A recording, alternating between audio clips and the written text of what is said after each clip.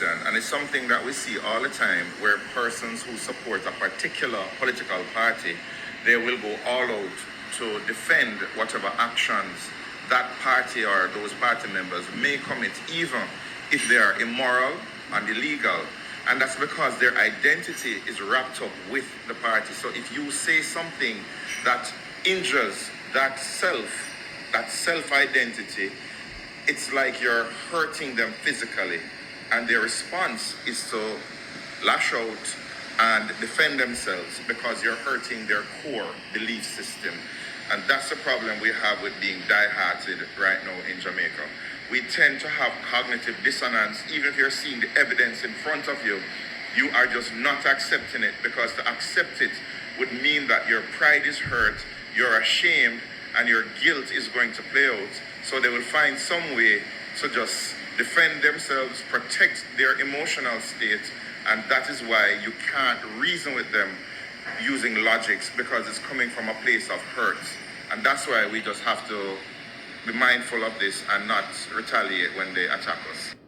Welcome again to the channel Life with Jennifer JM. I am a girl, Auntie Jen. My viewers, my friend, and my subscriber. I am so sick and tired of this GLP government now.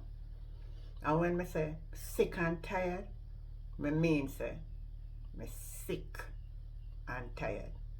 No. After Dr. Dawes came out and shared the story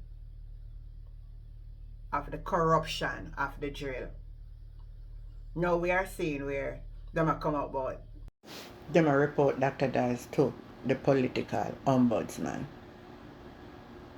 I'm not going to hear what Dr. Dawes officer, because I don't understand them kind of something. Listen to this. The Labour Party that has been on this mission to undermine the office of the Ombudsman, who has a mayor of Montego Bay who is currently having his lawyers locked into a legal battle with the Ombudsman. That same Jamaica Labour Party is reporting me to the office of the Ombudsman.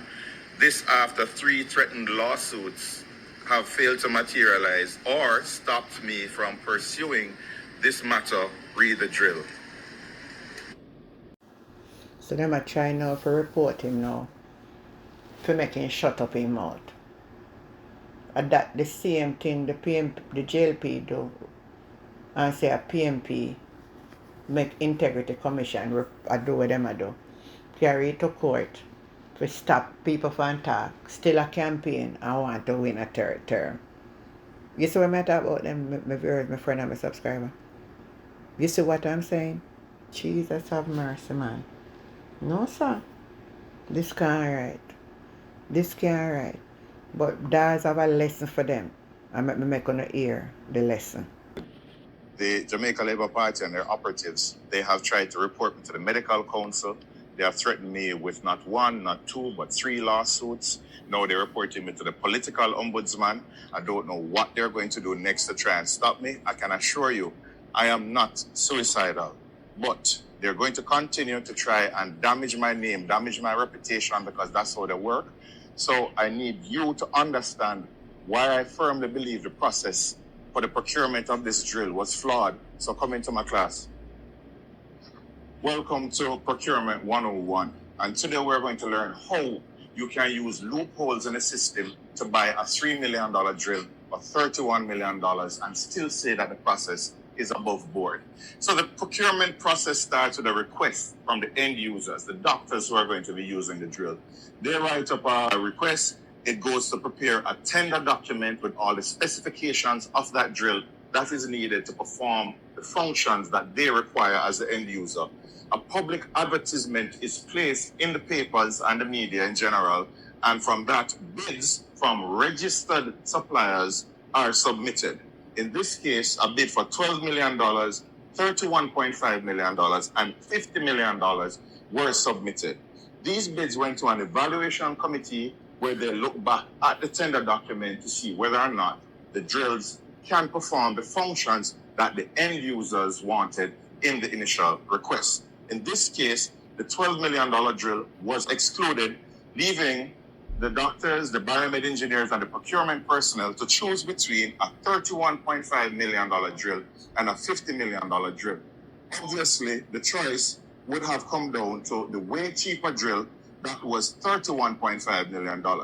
This evaluation committee made a recommendation that was sanctioned by the Public Procurement Committee that certified that this process is above board, and after that, the contract was awarded. The problem is this: during the process, this part that nobody speaks about, that has been intentionally dismissed and hidden, is where the corruption occurred. Because someone did an internal costing and determined that this drill that anyone can see online for close to about $3 to $4 million was valued at $32 million. Nobody can explain who came up with that costing and how they arrived at that costing.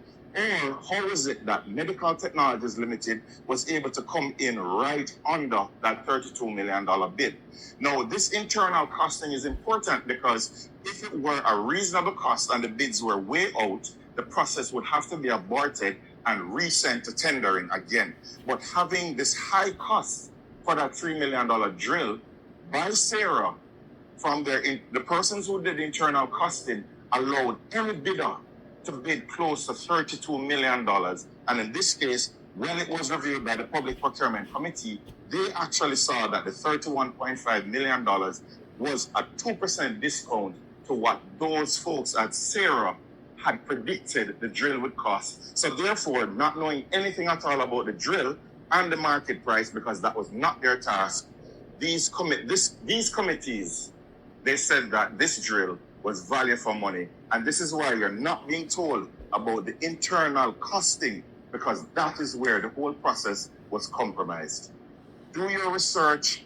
You understand how it happened now. Oh, one other thing. I have to ask the company, was there any other drill of a similar nature that was sold in Jamaica recently? We have the answers, and that will surprise you when it comes out soon. You know what I like about this? I must say kudos to Dr. Dawes. Because I realize they want to frighten him and intimidate him. And him not going to have none of that. Absolutely none of that. Keep pressure them. You know, so they can't bring up no lawsuit. From when them a try to say them a bring up lawsuit. They can't bring the lawsuit so to the labor right then we talk about them are going to fling on a lawsuit upon them, you see. I want to make it a text along for no fling on a lawsuit. You know, say, Christopher tough time in rush out and I contact, oh, the drill is, don't think about what it costs. Think about what the drill can do. Because they can't come up with nothing. It's a set of nincompoops. My viewers, my friend and my subscriber, we now left off of this and we are going to support Dawes all the way. All the way. We are support the man. Yeah? So no like up the video, share up the video, subscribe to the channel, and the conversation continue. I'm going to catch you later, right? In the toxicity out there, once you take on political leadership, you know, you're in a game where people throw mud and worse than mud at you. There were a couple of things that happened early on between myself and the other people that I wish I'd handled a bit differently. A lot of effort was put into reconciliation. You're going to be tested by difficult times. You're going to be tested by all forms of temptations. You have to be pliable, but you have to be strong. Know who you are and just push on, and push through. You really have to be anchored in your core values.